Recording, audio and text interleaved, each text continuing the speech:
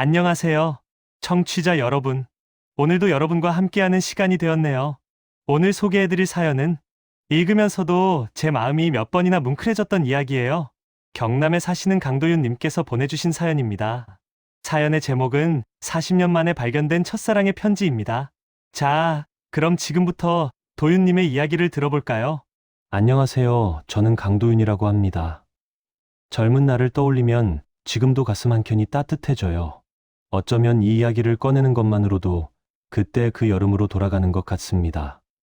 제가 꺼내려는 이야기는 1968년 여름, 제가 22살이었던 그해의 일이에요. 그때 저는 남해의 작은 읍내에서 우체국 보조 직원으로 일하고 있었어요. 대학에 가고 싶었지만 형편이 여의치 않아서 집안 살림을 돕기 위해 일찍 사회에 나왔죠. 고등학교를 졸업하고 벌써 4년째 우체국에서 일하고 있었습니다. 매일 아침 일찍 출근해서 우편물을 분류하고 배달 업무를 도왔어요. 해가 유난히 길던 그해 여름이었어요. 동네 초등학교에 교생 실습을 온 대학생이 있었습니다. 이름은 오미라 씨. 진주에 있는 교육대학 3학년생이라고 했어요. 21살, 저보다 1살 어렸습니다. 처음 본 순간을 지금도 기억해요. 단정한 단발머리에 하얀 블라우스를 입고 우체국 문을 열고 들어오셨죠. 해가 비치는 창가에 서 있던 그분의 눈동자가 투명하게 빛났어요. 학부모 알림장을 게시판에 붙이고 가시는 뒷모습을 보면서 제 심장이 말할 수 없이 뛰었습니다. 그날 이후로 미라 씨는 종종 우체국에 들렀어요. 학교 관련 업무 때문이었는데 그분이 오시는 날이면 제 하루는 달라졌습니다. 그저 멀리서 보는 것만으로도 행복했어요. 어느 날이었습니다. 우체국 내 게시판에 작은 메모 한 장이 붙어 있었어요. 혹시 이 지역 버스 시간표를 알 수 있을까요?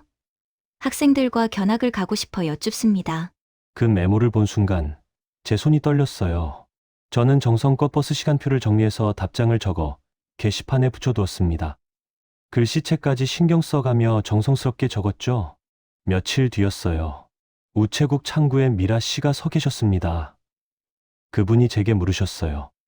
친절히 적어주신 분이 혹시 강도윤 씨인가요? 그 말 한마디에 제 얼굴이 빨개졌던 기억이 납니다.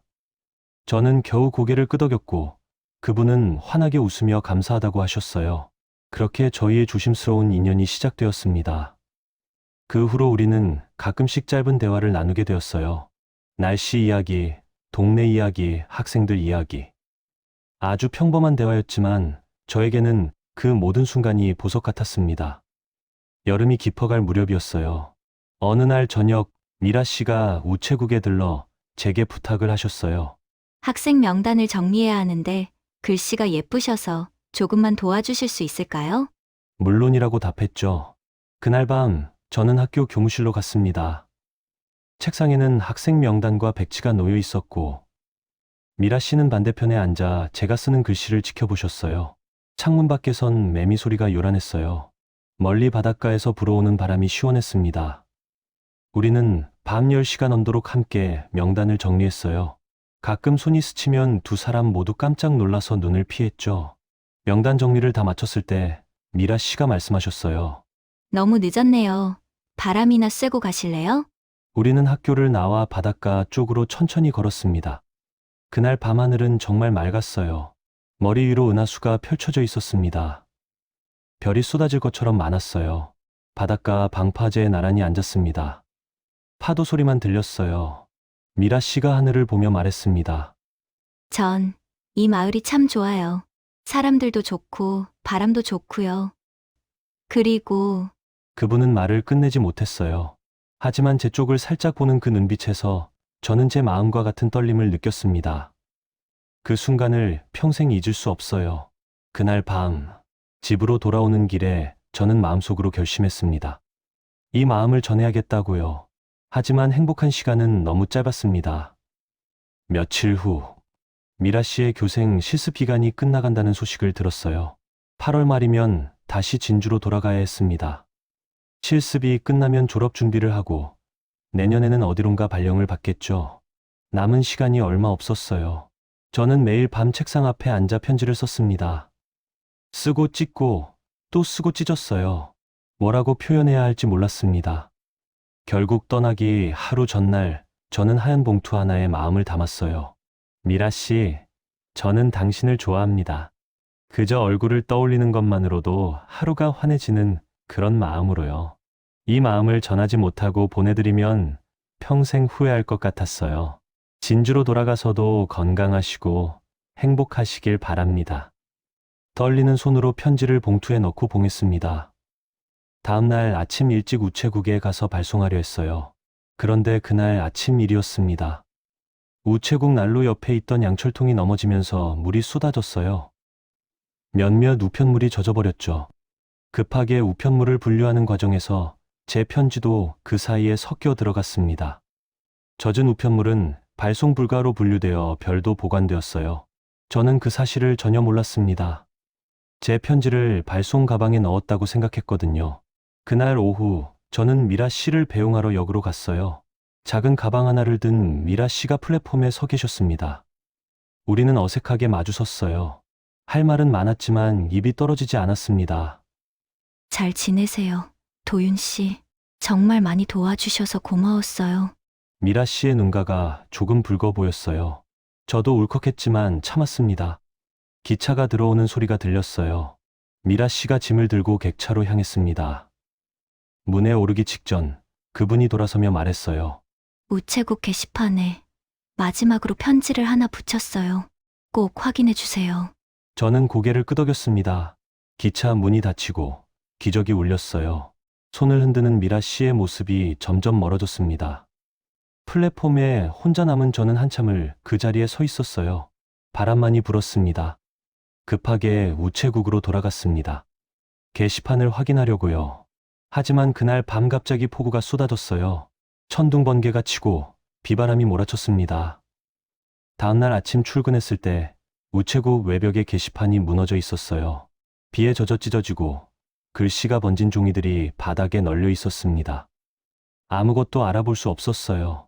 미라 씨가 남긴 편지는 그렇게 사라졌습니다. 저는 그분의 연락처도 진주의 어느 학교로 돌아갔는지도 몰랐어요. 그때는 지금처럼 전화나 연락이 쉽지 않았습니다.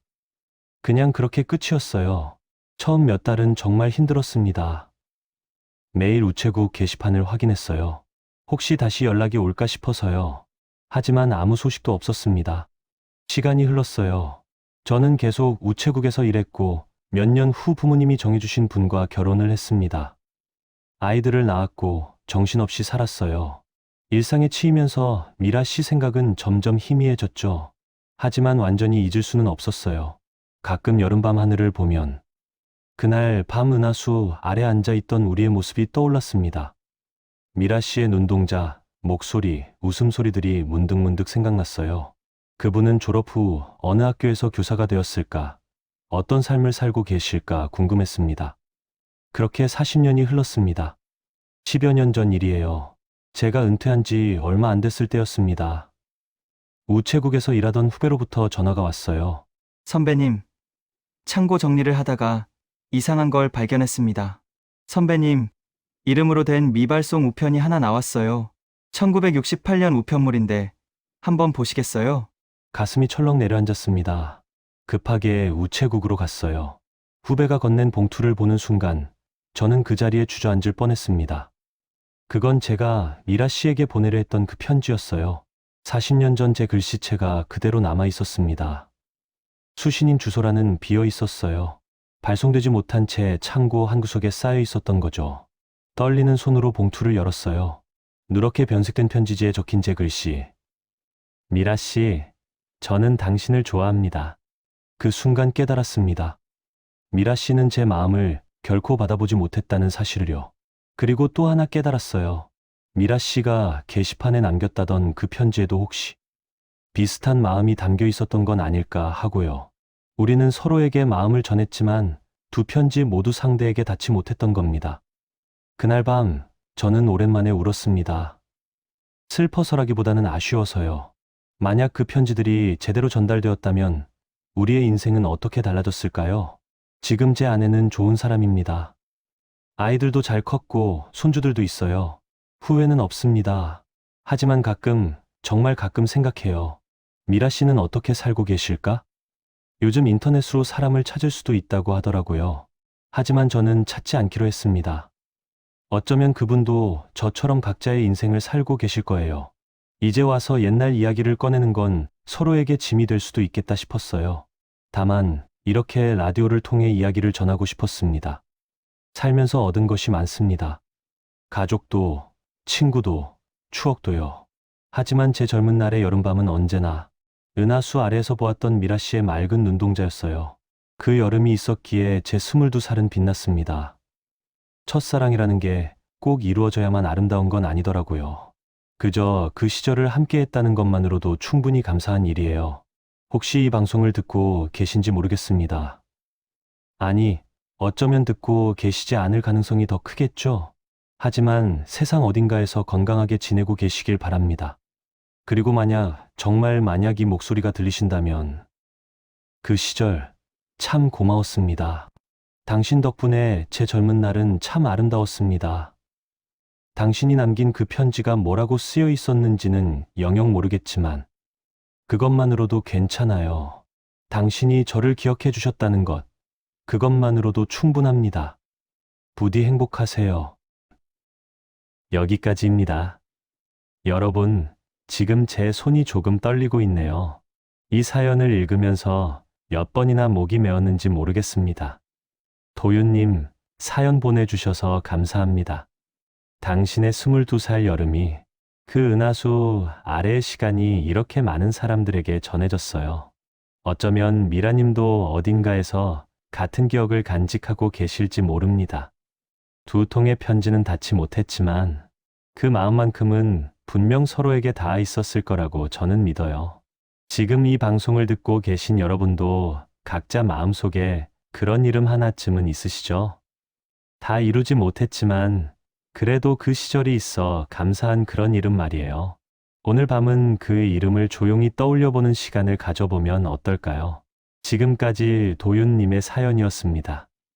오늘도 들어주셔서 고맙습니다.